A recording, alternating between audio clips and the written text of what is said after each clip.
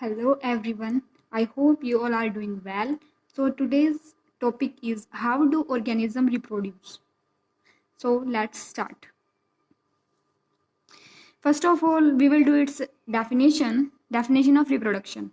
It is a biological process in which an organism gives rise to young ones similar to itself. Means यह एक जैविक प्रक्रिया है जिसमें कोई जीव जो है अपने जैसे यंग वंस को प्रोड्यूस करता है. यंग वंस मीन्स जो न्यूली बेबी है वो अपने जैसे ही प्रोड्यूस करता है.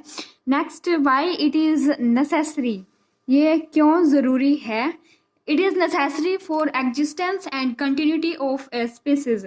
ये जो है ये किसी भी स्पीसीज के अस्तित्व के लिए ज़रूरी है, क्योंकि अगर रिप्रोडक्शन नहीं होगा तो एक स्पीसीज एक टाइम ऐसा आएगा वो स्पीसीज जो है वो एक्सटिंक्ट हो जाएगी, लुप्त हो जाएगी.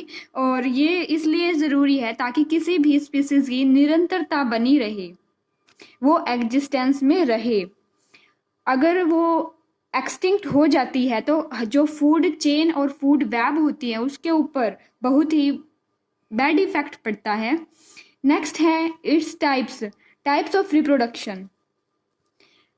Reproduction is mainly two types, asexual reproduction and sexual reproduction. ये एसेक्सुअल रिप्रोडक्शन होता है लोअर ऑर्गेनिजम्स में, जो डेवलप नहीं है, जो छोटे छोटे जीव हैं उनमें होता है, और प्लांट्स में होता है. सेक्सुअल रिप्रोडक्शन होता है हायर ऑर्गेनिजम्स में. सो करते हैं asexual reproduction. It involves production of offspring from a single parent without fusion of gametes.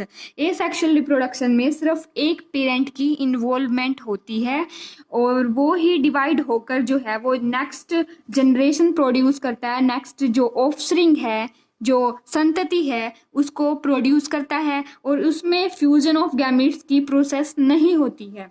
ये फ्यूजन ऑफ गैमीट्स क्या होता है ये देख लीजिए एक बार. जो मेल मेंबर है और फीमेल मेंबर है, मेल प्रोड्यूस करता है, जो गैमीट प्रोड्यूस करता है उनको बोलते हैं स्पर्म, और जो फीमेल प्रोड्यूस करती है गैमीट उसको बोलते हैं एग. तब ये दोनों कंबाइन होते हैं तो उसको बोलते हैं फ्यूजन से बनता है जाइगोट. तो ये वाली प्रोसेस जो है ये एसेक्सुअल रिप्रोडक्शन में नहीं होती, ये सिर्फ सेक्सुअल रिप्रोडक्शन में होती है. क्योंकि एसेक्सुअल रिप्रोडक्शन में तो मेल फीमेल जैसा कुछ नहीं होता, उसमें सिर्फ एक सिंगल पेरेंट होता है. डिस्टिंग्विश हम नहीं कर सकते कि वो मेल है या फीमेल है, उसमें सिर्फ एक ही पेरेंट इन्वॉल्व होएगा जो कि डिवाइड करके फर्दर नेक्स्ट जनरेशन को प्रोड्यूस करेगा. तो ये वाला उसमें कोई भी ये फ्यूजन ऑफ गैमीट्स नहीं होगा, ये सिर्फ सेक्सुअल रिप्रोडक्शन में होगा. तो नेक्स्ट है sexual reproduction. Involves production of offspring from two parent and there is fusion of gametes. तो ये जो प्रोसेस है, ये वाली जो प्रोसेस है, ये प्रोसेस सेक्सुअल रिप्रोडक्शन में होगी. मेल एंड फीमेल दो अलग अलग मेंबर होंगे. जो मेल है वो मेल गैमीट प्रोड्यूस करेगा जिसको बोलते हैं स्पर्म, और फीमेल मेंबर है वो प्रोड्यूस करेगी female gametes known as egg. Then they will fuse together and form the zygote. तो sexual reproduction involves DNA replication.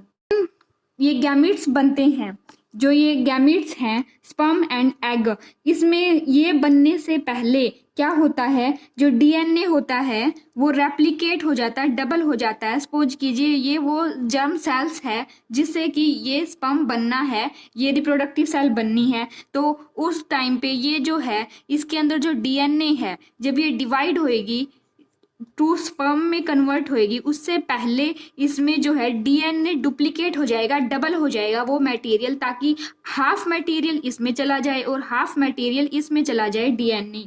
तो उस टाइम पे जब ये डिवाइड करती है जर्म सेल्स मीन्स जो रिप्रोडक्टिव सेल्स हैं वो डिवाइड करके टू में डिवाइड हो जाएगी, और डिवाइड होने से पहले वो अपना जेनेटिक मटेरियल रेप्लिकेट कर लेगी, डबल कर लेगी, ताकि जो डीएनए है वो हाफ इसमें चला जाए और हाफ इसमें. Here is its definition. DNA replication. Process of formation of new DNA strand from older ones is called DNA replication or DNA copying. DNA की फुल फॉर्म है deoxy ribo nucleic acid. Cellular component of hereditary transmission are in form of macromolecule called DNA. Means जो एक generation से दूसरे generation में पास होता है, जो करेक्टर्स पास होते हैं वो पास होते हैं through DNA. DNA is present in chromosome which is present in nucleus. जो डीएनए है वो प्रेजेंट होता है क्रोमोसोम में, और क्रोमोसोम जो है वो प्रेजेंट होते हैं न्यूक्लियस में, और जो न्यूक्लियस है वो प्रेजेंट होती है सेल में. इस डायग्राम से समझते हैं. तो ये है सेल. सेल के अंदर है न्यूक्लियस, ये है न्यूक्लियस, और ये लिक्विड पार्ट होता है, ये होता है साइटोप्लाज्म, और ये बाहर जो मेम्ब्रेन है ये है सेल मेम्ब्रेन.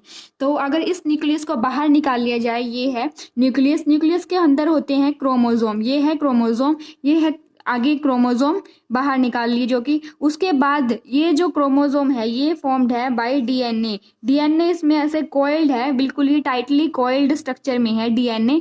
ये है डीएनए. डीएनए की स्ट्रक्चर होती है डबल हेलिक्स. मीन्स इसमें 2 स्ट्रैंड्स है. ये देखो इधर 2 स्ट्रैंड्स है डीएनए में. तो ये होता है डीएनए, जिसमें कि बहुत सारे बेस पेयर होते हैं, जिसमें जीन्स होते हैं. जो जीन्स रिस्पॉन्सिबल है वो है करेक्टर्स के लिए. जैसे हमारे करेक्टर्स हमारे पेरेंट्स पे मैच होते हैं, वो इन्हीं की वजह से होते हैं, डीएनए की वजह से. क्योंकि डीएनए जो है ये है जेनेटिक मटेरियल जो 1 generation to next generation pass होता है. इसी की वजह से हम अपने पेरेंट्स जैसे दिखते हैं.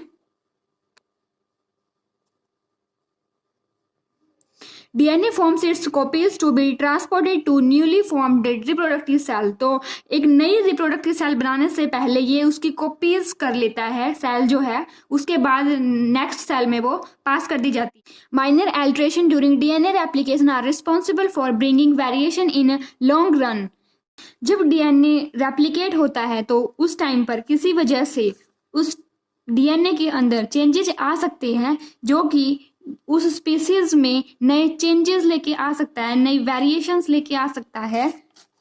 जैसे एक एग्जाम्पल से समझते हैं. मान लीजिए एक बर्ड है जो कि सिर्फ और सिर्फ ग्रीन कलर का ही एग्जिस्ट करता है, उसकी स्पीसीज सिर्फ ग्रीन कलर की है और कोई कलर नहीं है उस स्पीसीज में मान लीजिए.